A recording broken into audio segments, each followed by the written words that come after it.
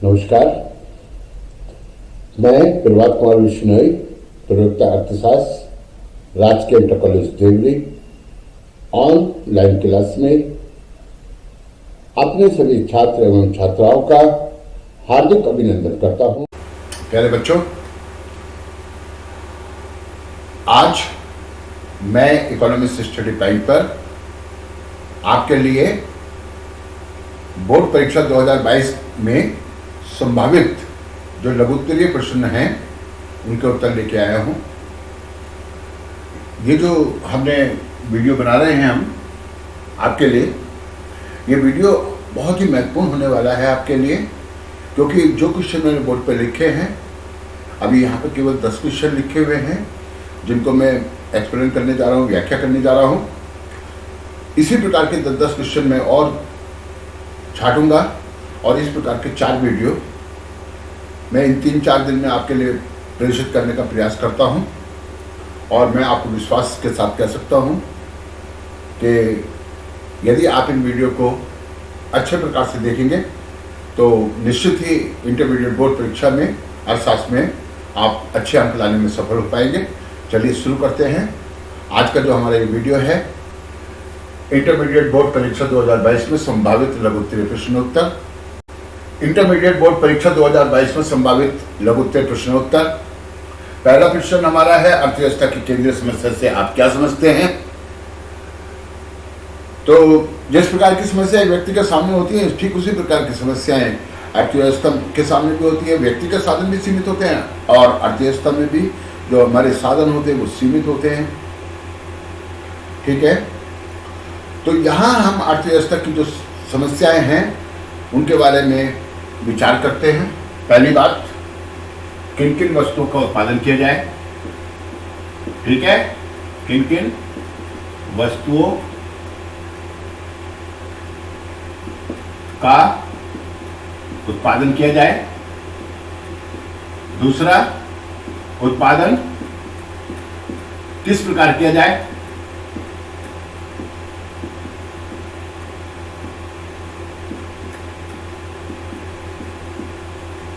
ठीक है, किन किन वस्तुओं का उत्पादन किया जाए, उत्पादन किस प्रकार किया जाए, उत्पादित माल का वितरण किस प्रकार से किया जाए।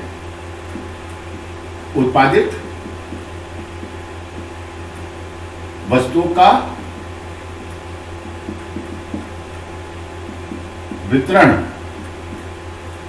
किस प्रकार किया जाए। ये तीनों समस्याएं अर्थव्यवस्था की केंद्रीय समस्या कहलाती हैं। पहली बात, किन किन वस्तुओं का उत्पादन किया जाए।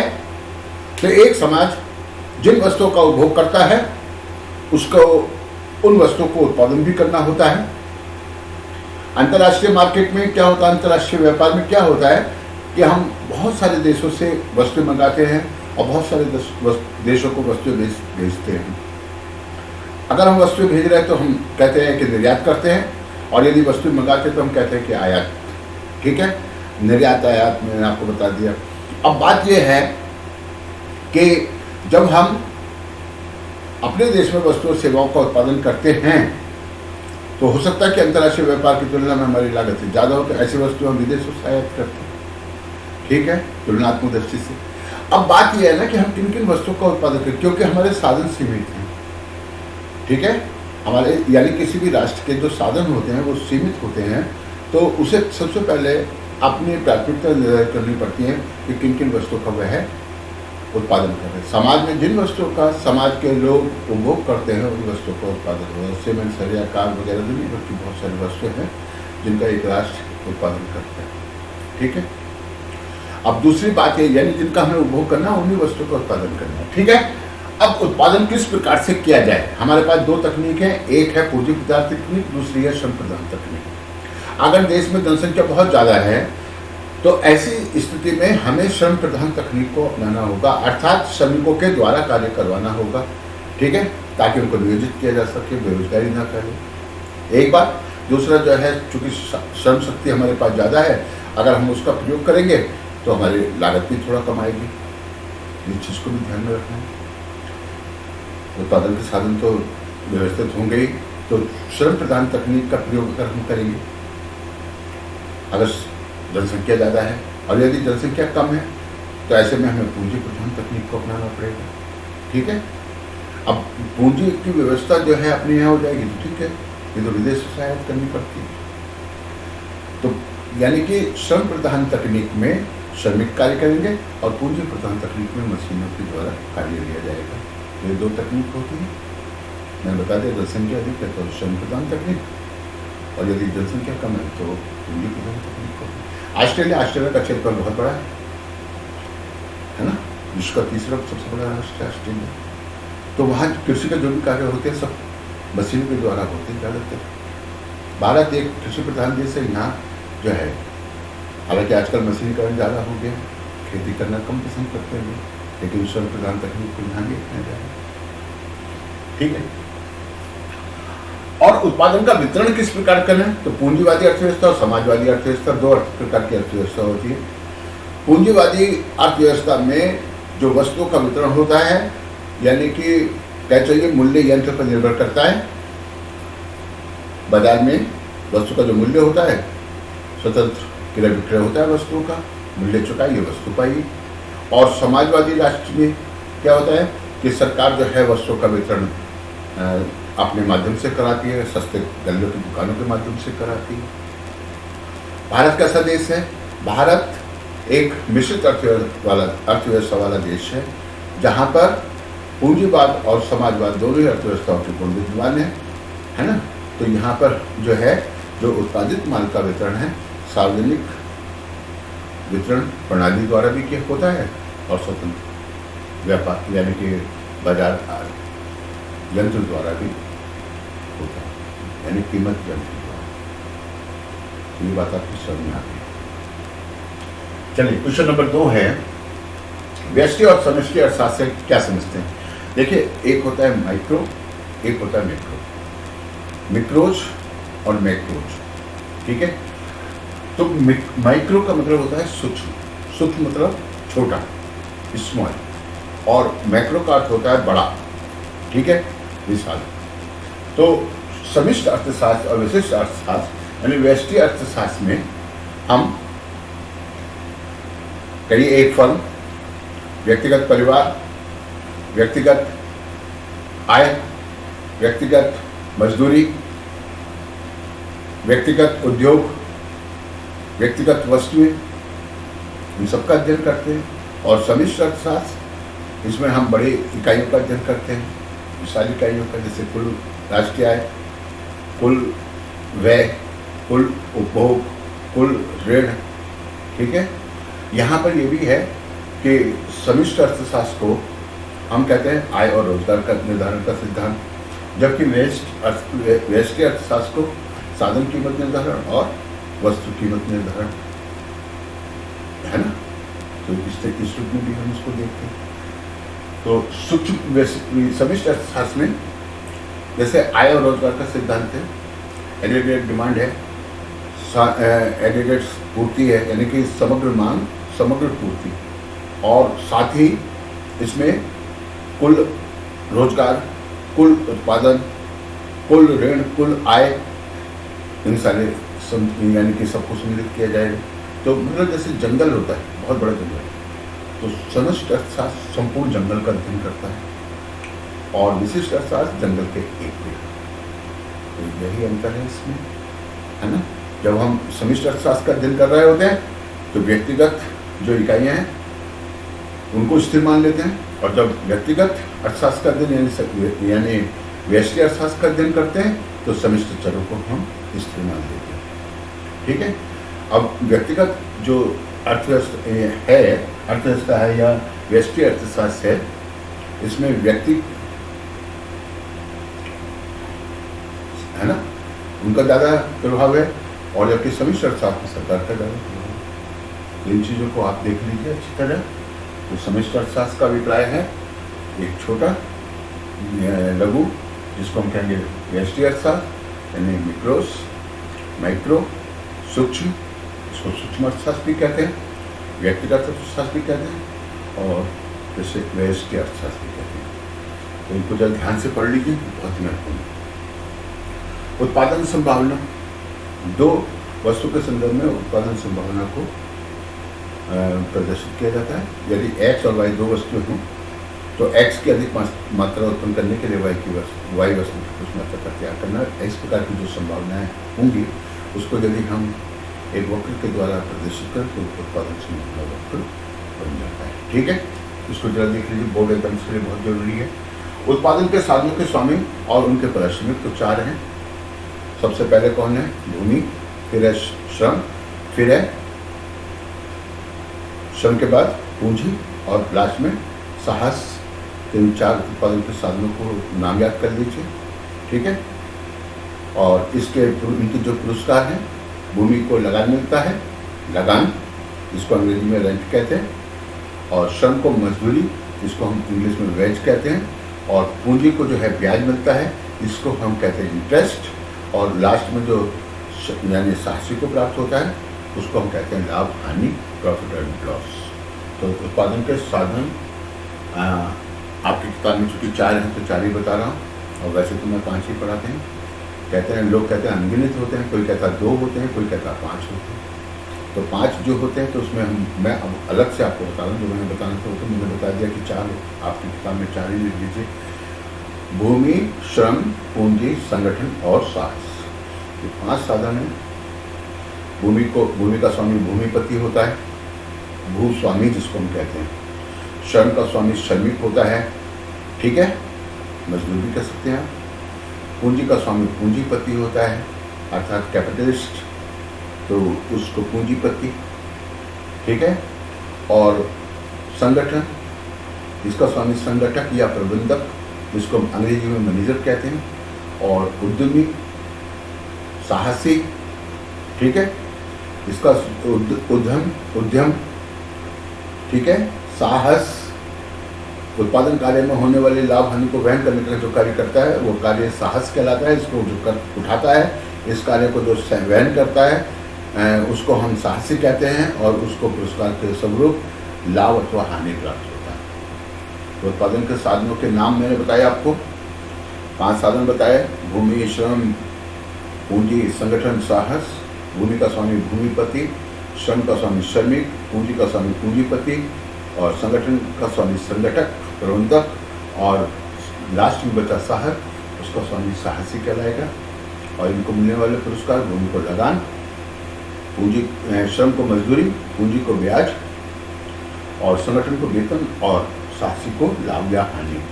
और इन 5 को जोड़ देंगे तो राष्ट्रीय आय बन जाएगा। ठीक है, अब आगे चलते हैं। उत्पादन संभावना मानचित्र, उत्पादन उदासीनता मानचित्र बनाइए। तो उदासीनता मानचित्र आप बोर्ड में ऐसे बना दीजिए। ये x वस्तु, ये x1 हो गया, ये xy, x2 हो गया वस्तु, इसको C मान लीजिए, इसको टेलर मान लीजिए, और इन दोनों के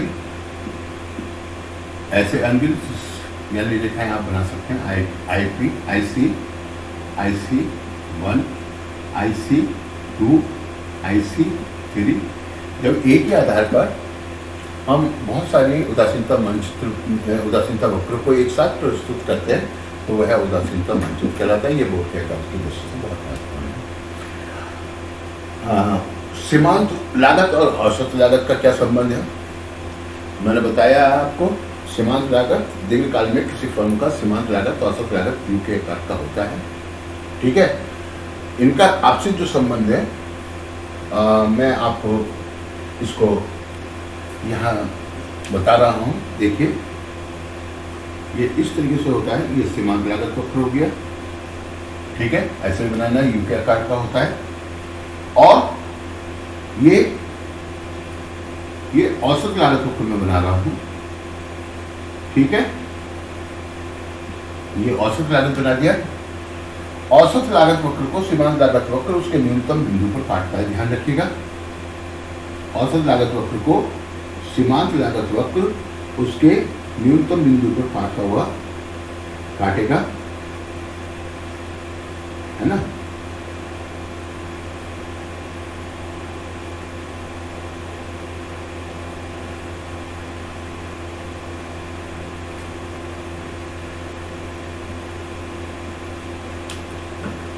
ये जो बिंदु में दिखाया ये सीमांत लागत है ना, देख लीजिए इसको एक बार। तो न्यूनतम बिंदु पर औसत लागत को सीमांत लागत वक्र न्यूनतम बिंदु पर काटते हैं। जहां पर ये एक दूसरे को काटते हैं वह बिंदु कैसा होता है, उस पर सीमांत लागत औसत लागत दोनों बराबर होती है। शुरू में सीमांत लागत भी कम होती है, औसत लागत भी कम होती है, लेकिन सीमांत लागत जो है औसत लागत के नीचे होती है। ठीक है, क्यों? क्योंकि उत्पादन में वृद्धि नियम क्रियाशील होता है। उत्पादन वृद्धि नियम, जहां पर सीमांत लागत औसत लागत दोनों बराबर हो जाती है वहां पे उत्पादन समता नियम लागू होता है। ठीक है, और इसके बाद क्रमागत उत्पत्ति ह्रास नियम के लागू होने के कारण दोनों बढ़ना शुरू कर देती हैं। तो शुरू में सीमांत लागत कम, औसत लागत ज्यादा होती है, फिर दोनों बराबर हो जाती है, और तत्पश्चात सीमांत लागत में तेजी से वृद्धि होती है, इसलिए सीमांत लागत वक्र ऊपर होता है, औसत लागत वक्र नीचे होता है। अर्थात सीमांत लागत में तेजी से वृद्धि होती है औसत लागत की तुलना में। तो यही संबंध है यू के आकार के होते हैं। दीर्घकाल में किसी फर्म के सीमांत लागत वक्र और औसत लागत वक्र यू के आकार के होते हैं। तो ये क्वेश्चन बहुत महत्वपूर्ण है, इसको खूब अच्छी तरीके से तैयार कर लीजिए। ठीक है, अब बचत रेखा मांग से क्या अभिप्राय है? मांग से आप क्या समझते हैं? ये सातों क्वेश्चन और सातों क्वेश्चन है मांग से क्या अभिप्राय है, और मांग के तत्व लिखिए। तो प्यारे बच्चों, मांग, किसी ने कहा है प्रभाव उत्पादक इच्छा ही मांग है।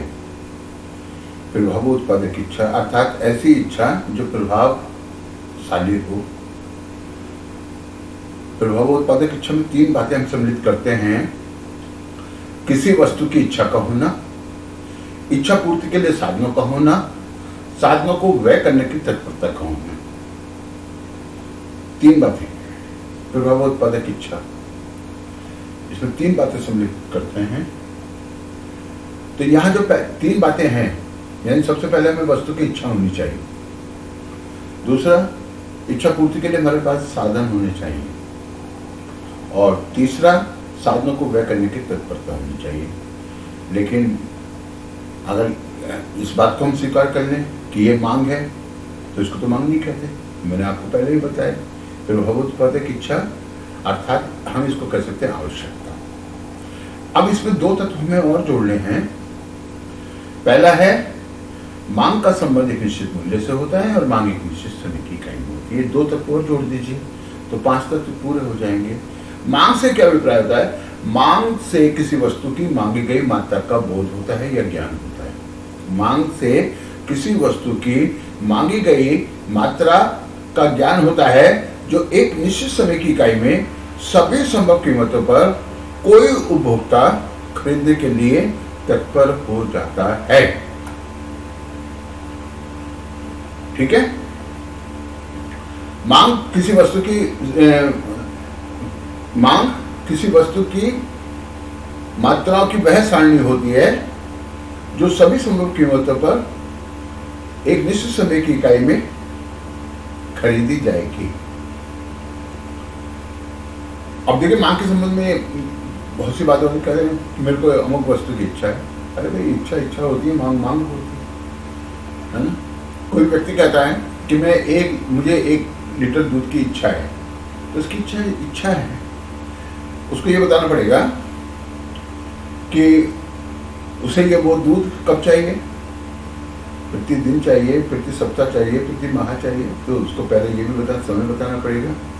उसको ये बताना पड़ेगा कहाँ चाहिए, किस मूल्य पर चाहिए।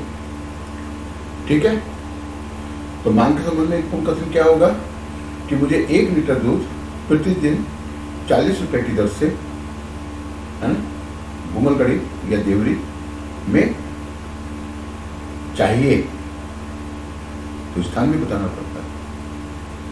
तो यहां मांग के 5 तत्व हमने बताए, मांग की परिभाषा बताई।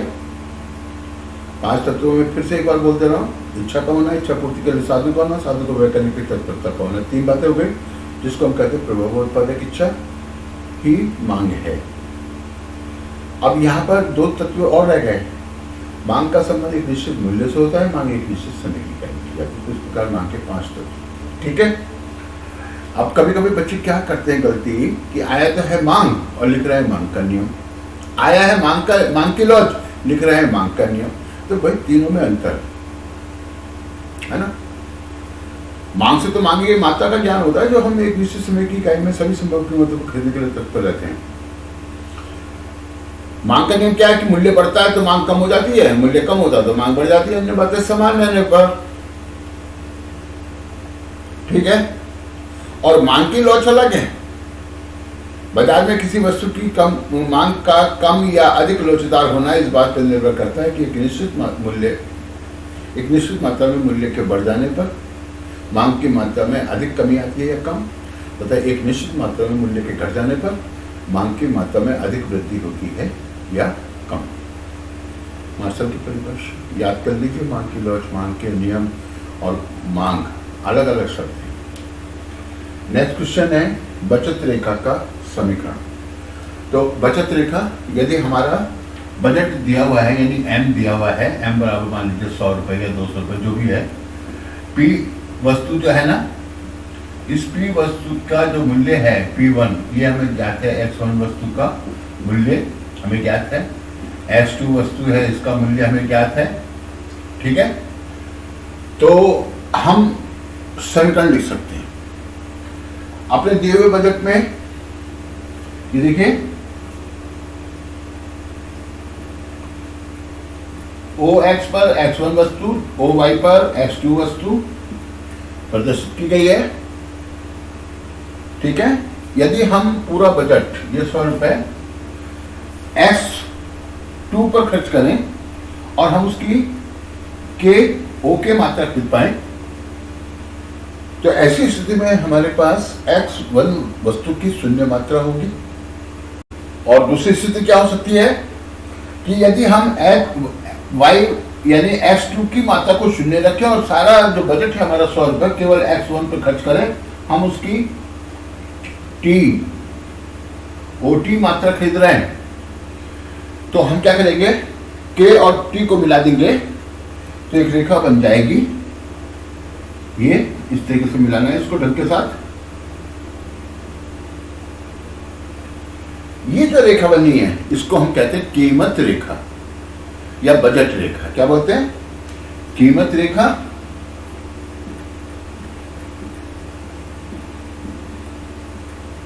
या बजट रेखा।